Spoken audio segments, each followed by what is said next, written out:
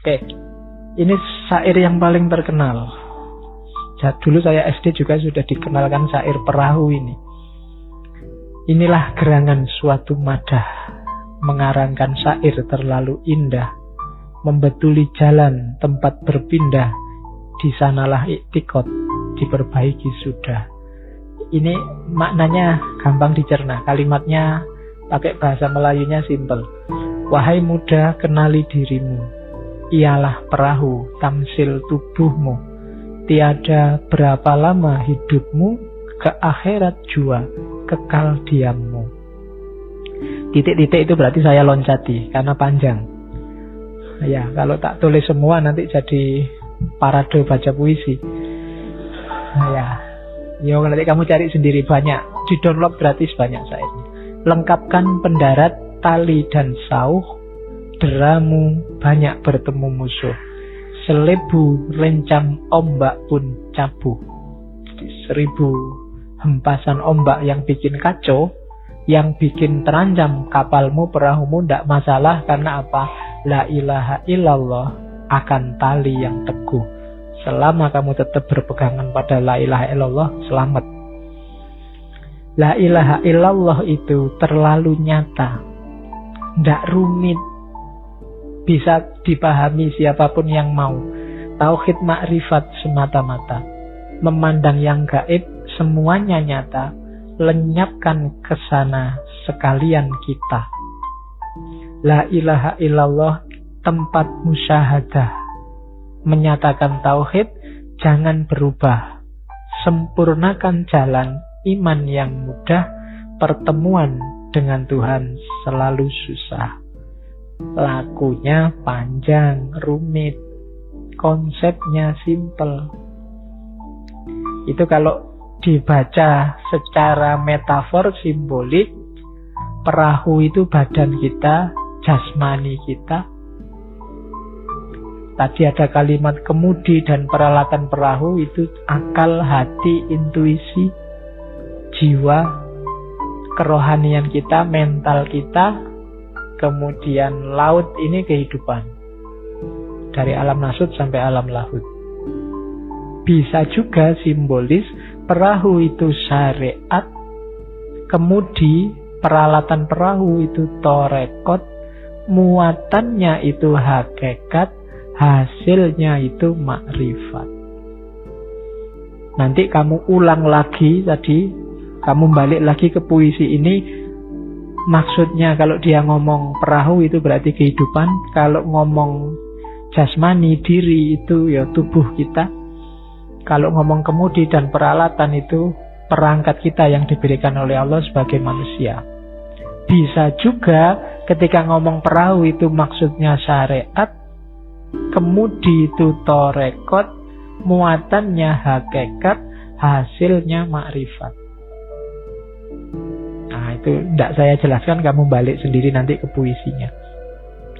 Ada yang ingin saya garis bawahi dari syair perahu tadi. Yang pertama, meskipun mistiknya, dasarnya adalah wahdatul wujud, serba batin, tapi syariat alam syahadah itu ternyata penting. Makanya inilah gerangan suatu madah. Estetika itu ternyata juga penting, keindahan itu penting. Mengarangkan syair terlalu indah. Kok pakai syair ya? Ada juga yang pakai lagu ya. Ada juga yang kan selawat-selawat itu banyak pakai lagu. Nah itu teorinya kalau di sastra, ini dulu saya ngomongnya di estetika religius itu loh. Dalam Islam itu tidak masalah. Kamu berestetika biar tidak bosen, biar nggak jemu. Karena Islam itu indah, Allah itu indah. Seni dan keindahan itu sah dalam Islam, asal membawa 6 fungsi ini. Boleh salah satu, salah 2, atau salah semua, syukur. Salah semua itu maksudnya ada semua. Yang pertama, ada unsur tawajudnya. Dari kata-kata wajud, temuan. Maksudnya apa? kegairahan, bikin kamu spiritualitasnya meningkat. Mendengarkan lagu yang bikin spiritualitasmu terpacu, itu tawadud. Astagfirullah, aku dosanya banyak. Itu kan spiritual, aku pengen tobat sekarang. Itu mungkin dengar lagunya siapa, apa lagu Trio Macan apa-apa gitu terus. Spiritualitasmu bangkit sekarang. Kok ada kayak gitu terus nggak mau lagi ya, itu kan ya sopo ngerti gara-gara itu. Oke. Terus tajarrud. Entah seni yang gimana sampai bikin kamu tajarrud. Menganggap dunia benda itu nggak penting. Ternyata batin lebih penting, rohani lebih penting.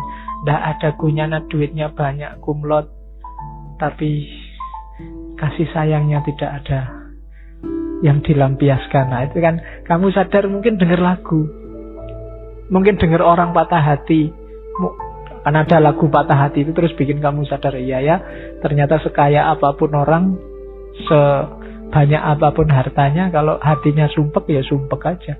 Itu tajarrud. Ada fungsi yang bikin kamu terbebaskan dari kungkungan materi, seni apapun. Terus tazkiyatun nafas. Entah media seni apa, mungkin lagu, mungkin ceramah, mungkin musik, mungkin lukisan, mungkin apa yang tazkiyah, membersihkan diri, bikin kamu ndak tamak, bikin kamu ndak iri, bikin kamu ndak hasud.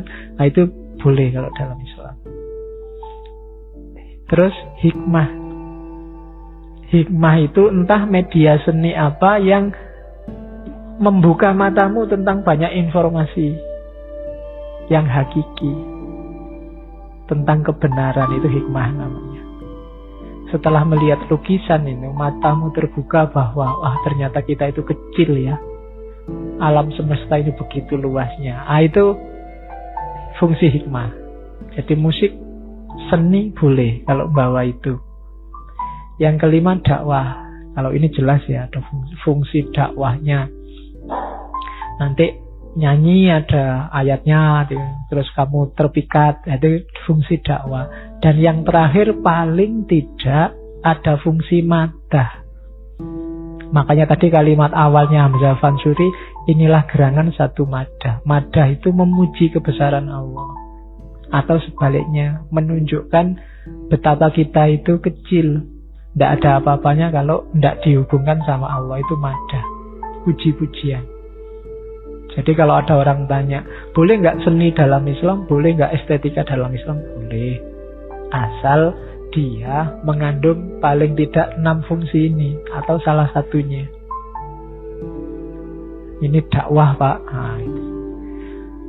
Dari lagu ini Pak, saya sadar bahwa laki-laki itu memang tidak bisa dipercaya Pak. Itu ada fungsi hikmahnya berarti. Oke, mungkin lagu apalah, atau laki-laki itu nafsunya besar Pak, dari lagu Buka Sitik Jos. Misalnya. Itu kan ada fungsi hikmahnya. Tapi yang mengeruhkan batinmu, mengeruhkan nafsumu, menjauhkan dari Allah, sebaiknya dihindari. Wong kita itu sudah nggak terlalu dekat, yang kita dekati yang malah lebih menjauhkan lagi. Kalau kemarin di Surawadi, semakin kita jauh dari cahaya, semakin nanti kembalinya susah. Ilaihi roji'unnya semakin berat. Terus suluk. Ya, banyak sekali puisi-puisi yang konotasinya suluk. Di situ cuma saya singgung 2 bait. Ada tirai yang berlapis-lapis, pakaian mahbub yang kulapis, dan seterusnya. Silahkan dibaca. Perjalanannya itu biasanya sama kayak di ontologi sufi yang lain. Dari alam nasut, terus naik kelas ke alam malakut, terus ke alam jabarut, dan yang terakhir alam lahut. Alam nasut itu kalau di sufi kadang disebut alamul mulk, alamus syahadah, alam jasmani, alam materi. Terus di atas itu ada mental, alam malakut, alam misal, psikis, yang dikejar-kejar oleh psikologi jiwa. Di atas itu alam rohani, alam jabarut. Ini ta'ayun ketiga. Baru alam lahut, alam ketuhanan. Jadi suluk kita itu naik dari alam nasut, naik lagi ke alam malakut, naik lagi ke alam jabarut, dan puncaknya adalah alam lahut. Kalau sudah di alam lahut, semua yang di bawah ternafikan. Ternafikan tidak dalam arti hilang, tapi sudah menyatu. Karena semakin yang di atas mengandung yang bawahnya, yang bawah tidak mengandung yang atasnya. Oke, itu suluk. Nanti di ajaran-ajaran martabat suju dijelaskan. Suluknya lagi, cirinya kalau di Hamzah Fansuri apa? Tarkut dunia, akan labanya. Menuntut dunia, akan marahnya. Abdul Wahid asal namanya, daim anal haq, akan katanya. Ini pengaruhnya Al-Halaj kelihatan. Kerjanya mabuk dan asyik, ilmunya sempurna faik, mencari air terlalu sodik, di dalam laut bernama kholik. Ini tahap-tahapnya ya. Diawali dari tarkut dunia, tinggalkan dunia. Tidak usah peduli. Tuntutlah dunia akan marahnya. Marah itu kekacauannya, bahayanya. Cuekin aja. Menuju apa? Abdul Wahid, hamba dari yang satu. Kalau sudah sampai di sana, daim anal haq, akan katanya. Itu cuma kata-katanya. Maksudnya apa? Daim di dalam Allah, terus di situ. Kalau sudah daim di dalam Allah, selalu di dalam Allah, analoginya kayak setetes air yang ketemu laut. Setetes air yang ketemu laut, ya setetesnya mesti hilang, tinggal lautnya. Yang ada hanya yang dicintai, mahbubnya. Tidak mungkin orang yang cinta itu egois. Saya sering bilang begitu. Pecinta itu selalu mikir yang dicintai. Kalau levelnya masih tawar-menawar, aku mencintaimu kalau kamu mencintaiku juga, itu belum cinta, masih dagang. Ya, syukur-syukur ada labanya. Ya, cinta itu tidak ada tawar. Kamu kasih apapun nggak masalah. Cintaku tidak berubah, itu cinta. Yang ada di pikiranku bukan aku lagi. Kalau masih ngejar nyari enakku, nyari senengku, nyari puasku, belum cinta. Cinta itu yang bunyi hanya yang kamu cintai. Makanya siang malam ingat kamu, mau tidur ingat kamu, mau ngapain aja ingat kamu, itu berarti cinta beneran. Kalau di warung yang dipikir, wah ini kalau dia senengannya ikan apa ya. Kalau di mall lihat baju, bukan nyari untuk dirinya, tapi oh ini kalau dia tak beliin ini mesti bagus. Selalu dia terus. Jam 12 malam, sudah tidur belum? WA. Nanti pagi-pagi, hari ini mau kemana nih? Terus dia yang dipikir. Itu daim. Dirinya sendiri hilang, yang ada hanya yang dicintai. Kalau kamu jatuh cinta pada Allah juga begitu. Kamu gak pernah ngomong dan mikir tentang dirimu. Yang ada hanya Allah. Apalagi Allah itu sangat penyayang pada kita, cepat nyambungnya. Kalau kamu jatuh cinta, gak usah khawatir. Allah lebih duluan jatuh cinta padamu sebenarnya. Cuma selama ini kamu cuekin. Kamu gak pernah nanggepi. Allah manggil-manggil kamu tiap hari, biar kamu mencintainya. Jadi pasti kebales. Kalau kamu nembak Allah, Allah pasti balas. Ya mesti, tidak pernah enggak. Ya, cuma selama ini kamu gak pernah nembak. Allah nunggu-nunggu sejak lama, kamu gak pernah nembak.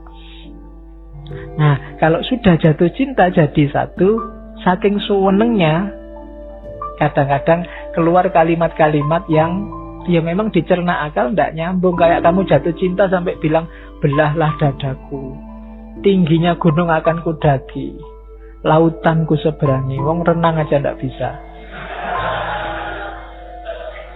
Nah, itu kan kalimat-kalimat satohat namanya kalau di sufi. Orang ngelantur saking senengnya. Termasuk anal haq, daim anal haq. Jadi membacanya jangan letterlek, saya bilang tadi. Ada konteksnya.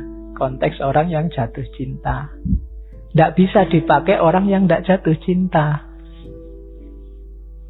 Yang bisa pakai harus ngalami sendiri langsung. Tidak bisa. Kalau kamu tidak pernah ngapa-ngapa tiba-tiba Pak, anal hak akulah Tuhan. Prek. Tidak begitu. Jadi harus ada lakunya dulu. Ya. Jadi ada cirinya. Kalau sudah daim di dalam Allah, kerjanya mabuk dan asyik. Nah, ini bukan koplo ya. Mabuk dan asyik itu ya mabuk Allah, asyik di dalam Allah. Jadi asyik itu kerinduan yang meluap-luap. Pokoknya tiap hari I miss you, tapi pada Allah. Kayak kamu statusmu di WA itu loh, miss you, love you, dan seterusnya. Nah itu asyik dan mabuk. Mabuk itu kan teler. Orang mabuk itu kan diajak ngomong tidak bisa. Mabuk Allah berarti apa? Yang lain tidak penting, yang ada hanya Allah. Pokoknya hanya Allah saja. Oke. Orang yang sudah nyampe level ini, karena dirinya sendiri hilang, yang ada tinggal Allah, maka ilmunya sempurna. Faik. Karena dia sudah bersatu dengan yang maha ilmu. Yang bunyi sekarang yang maha ilmu. Kalau dia bicara, Allah jadi mulutnya. Kalau dia berjalan, Allah jadi kakinya. Mencari air terlalu sodik. Ini kebenaran yang sejati, hakikat.